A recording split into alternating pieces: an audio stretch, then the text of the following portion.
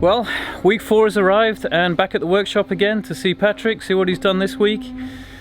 I can hear somebody cutting something, hope it's not my boat, but let's go in and see. Oh, Patrick the man!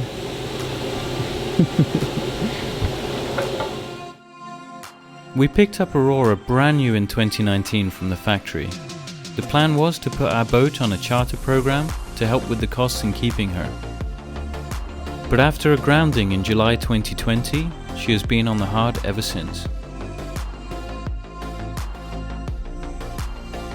It's now 2021 and things are looking up as Aurora is going into the workshop to be made strong again.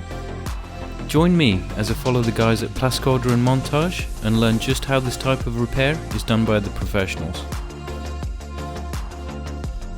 Once again, Patrick and Nicholas have given me an awesome update on what's going on downstairs, so let's go and take a look.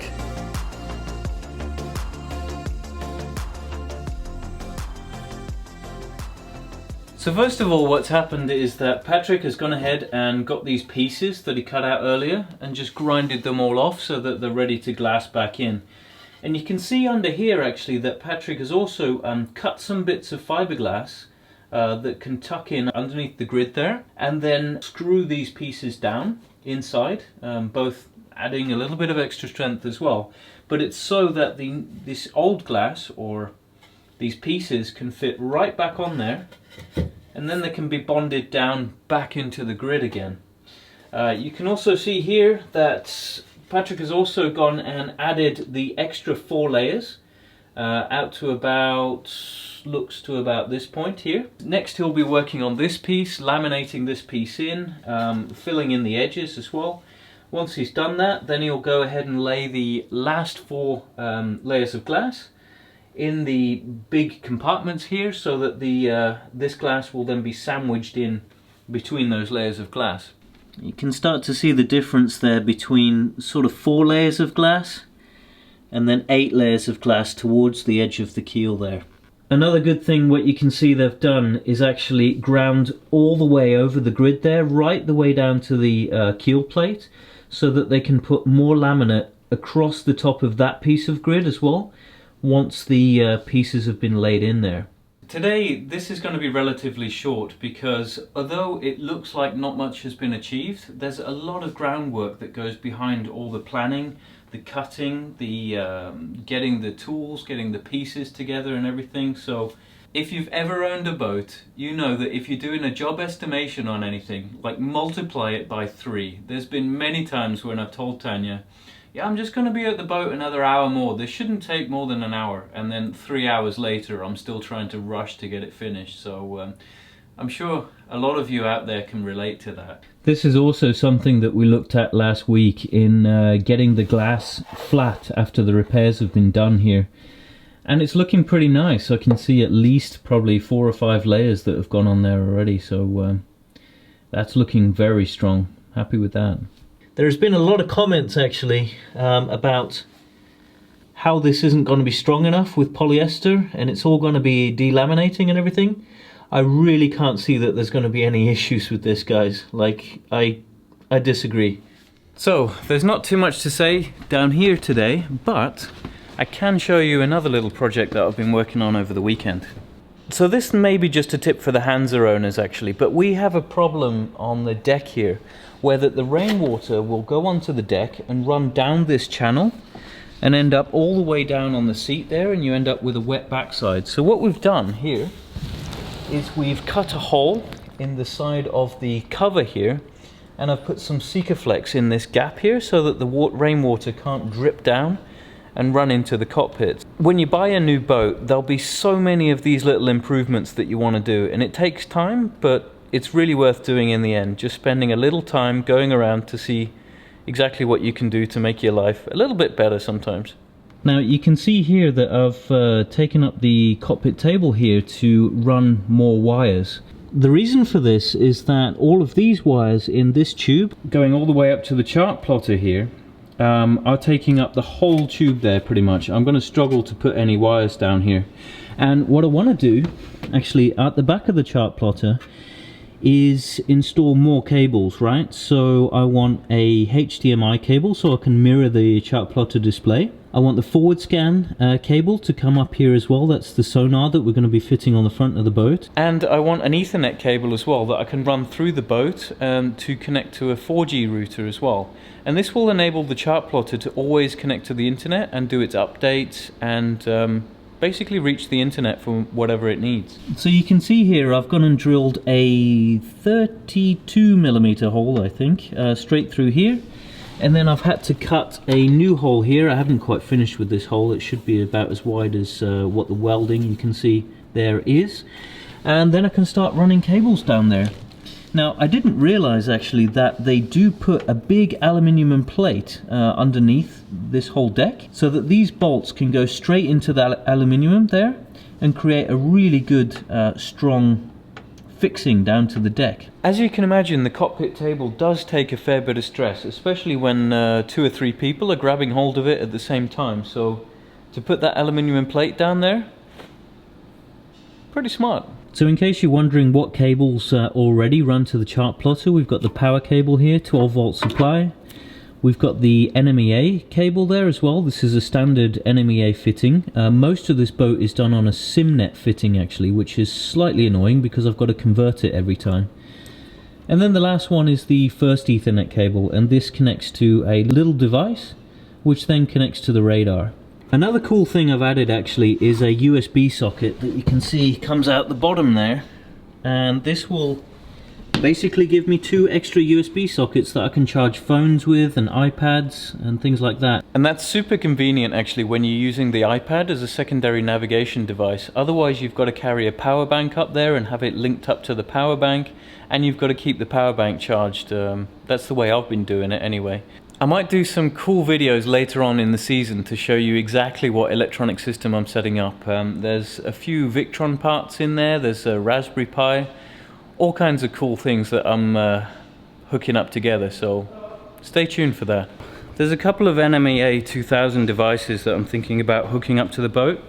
The thing is that this boat has a SIMnet NMEA 2000 network, which consequently means that every time I add an NMEA 2000 device to the network, I have to buy an adapter. And trust me, buying all these little cables from Navico for all the B&G equipment is very costly sometimes.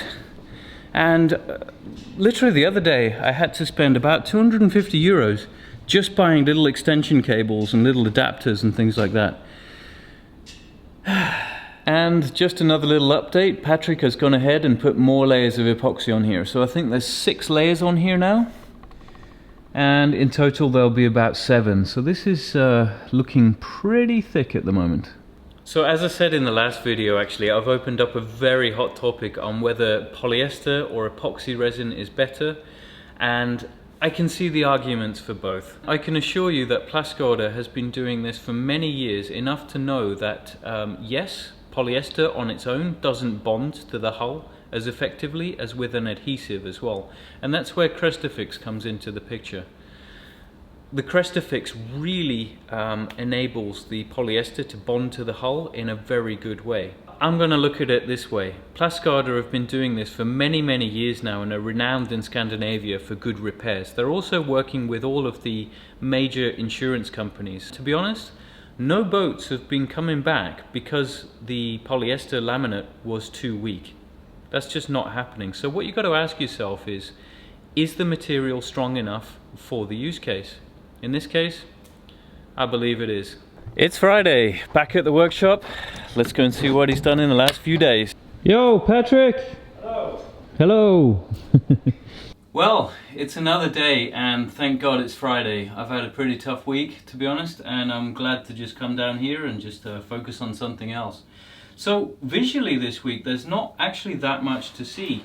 These tabs, or I call them tabs, but these pieces of the grid that Patrick chopped away have now been all glassed into the hull again, or glassed into the grid again. And it looks like a super good job, to be honest. You wouldn't even know they've been chopped away.